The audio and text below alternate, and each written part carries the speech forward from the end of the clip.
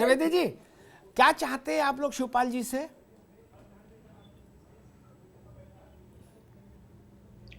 ये प्रश्न मुझसे था? जी हाँ। नहीं, शिवपाल जी जो भी फैसला लें, वो उनकी अपनी पार्टी, वो जो फैसला लें, उनको बहुत बहुत शुभकामनाएं हमारी तरफ से। जी और मैं एक एक चीज कहना चाहूंगा कि देखिए, एक गुरुदत्त जी का बहुत पुराना गाना है कि देखी जमाने की यारी बिछड़े सभी बारी बारी।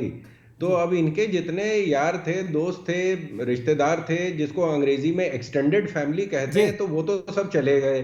अब खाली जो इमीडिएट परिवार है, बेटा बहू, और जो इमीडिएट फैमिली, अब वही अब चुनाव लड़ रही। तो ये आखिरी जो इनका फेज चल रहा है, मुझे नहीं लग रहा है कि इसके बाद पार्टी किसी निर्णायक भूमिका में कोई अपना रोल अदा कर पाएगी। मेहंदी साहब, और बीजेपी कह रही है ये आखिरी शो है समाजवादी पार्टी का की फैमिली का, इसके बाद चुनाव में बड़ी भूमिका की स्थिति नहीं रहेगी सपा की।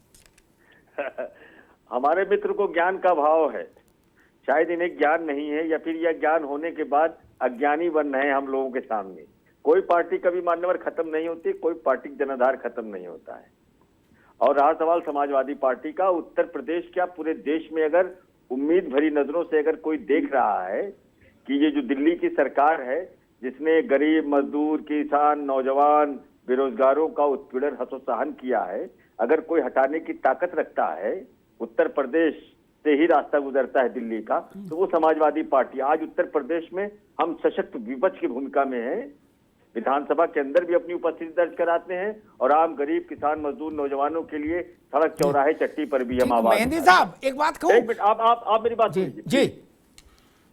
समाजवादी पार्टी एक ऐसी पार्टी है जो आम जनता की बेहतरी के लिए लगातार अनवरत कार्य करा करती है, ठीक है, यहाँ से लेकर दिल्ली तक। बहुत काम बस करें, बस मैं खत्म कर रहा हूँ।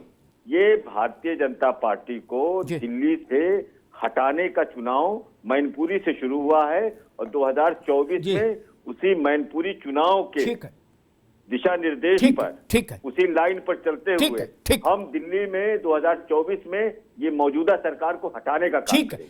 ठीक है। मैं नावेद जी के न एसके मेहंदी साहब के संज्ञान में एक उन्हीं की पार्टी का वक्तव्य ला दूं, इसमें मेरा कोई वक्तव्य नहीं, इसलिए नाराजगी भी हमसे नहीं हो तो पार्टी से हो, दो हाथ उधर करो जाके।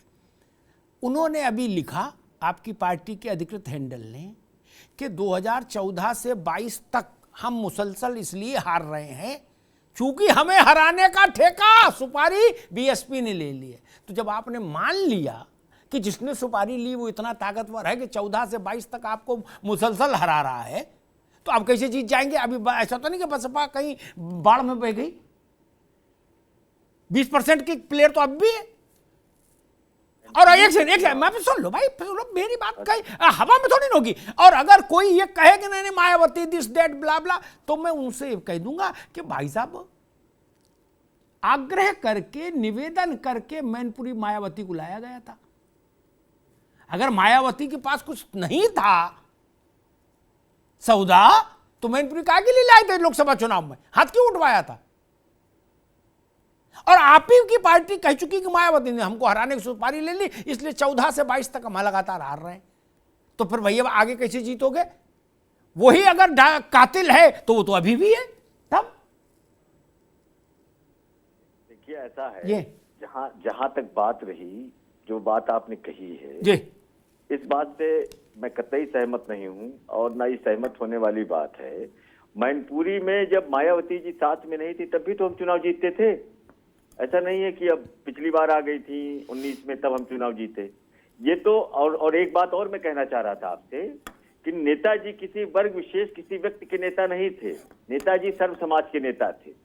गरीब, किसान, मजदूर, नौजवान, बेरोजगार, शोषित, पीड़ित, वंचित की आवाज अगर किसी ने बुलंद करने का मार्ग प्रशस्त किया उत्तर प्रदेश की राजनीति में, तो वो माननीय मुलायम सिंह यादव जी थे। आज उन्हीं के नाम पे हम चुनाव लड़ रहे हैं। नवेश को ठीक है, नवेश को मेहंदी साहब ने कहा कि नेताजी सर्व समाज के व्यक्ति थे। ठीक बात है, बड़े राजनेताओं के प्रति मैं सम्मान का भाव रखता हूं,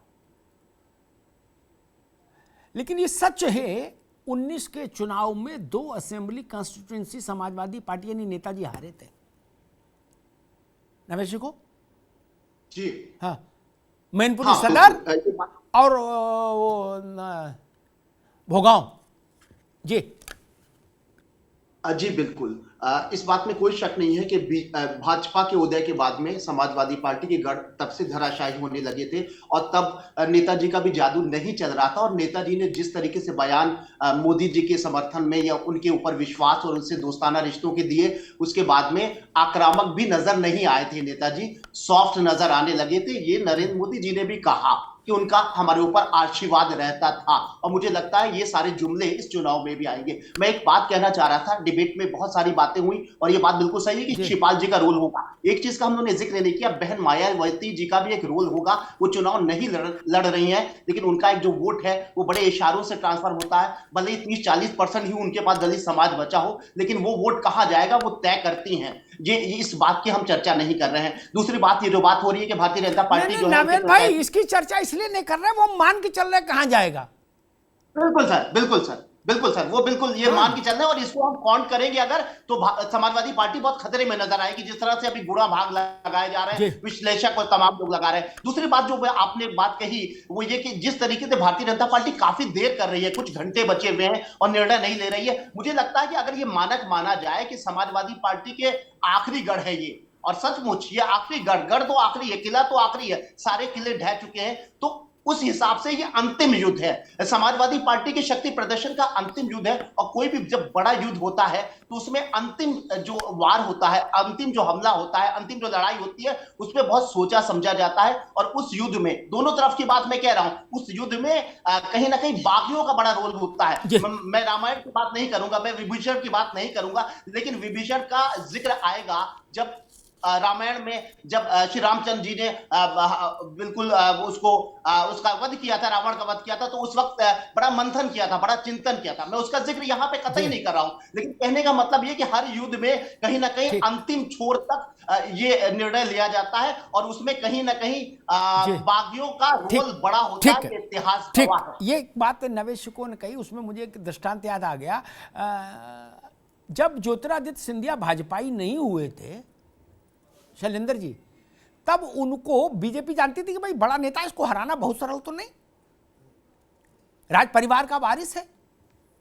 तो उनके का एक वो था कार्यकर्ता, उनके ऑफिस में काम करता था, देख रेख उनके पार्लियामेंट्री पार्टी ऑफिस का, क्या उसको सटा लिया बीजेपी ने, उसको नेता बना दिया, टिकट दे दिया, वो सब जानता था, खेल कांटा, हरा दिया सिंधिया जी को। तो मेरे ख्याल से जब बहुत बड़ा युद्ध लड़ना होता है तो बहुत बड़े अस्त्र की बजाय लोग कहते हैं उसी खेमे से ले आओ भैया कुछ और उसी को लड़ा दो। शैलेंद्र जी जी बिल्कुल। जो ये 48 घंटे का जो कहीं ना कहीं वो कहते हैं ना, एक जो क्रक्स जो छुपा हुआ है, वो उसी पर विचार विमर्श चल रहा है।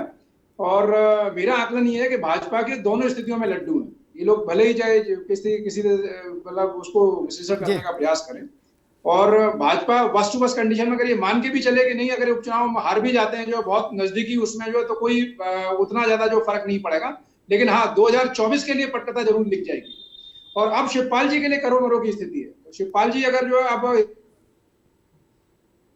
बात कर रहे थे कि भाई वो कहते हैं ना, मायावली ना राम वाला उनका हिसाब हो जाएगा, तो अब तो उनको अपना स्पष्ट रुख लेना ही पड़ेगा कि वो किसके मतलब साथ रहने वाले हैं। और अब उनके लिए कुछ बचा नहीं है समाजवादी पार्टी में। मैं तो ये कहूंगा कि अब कुछ बचा नहीं।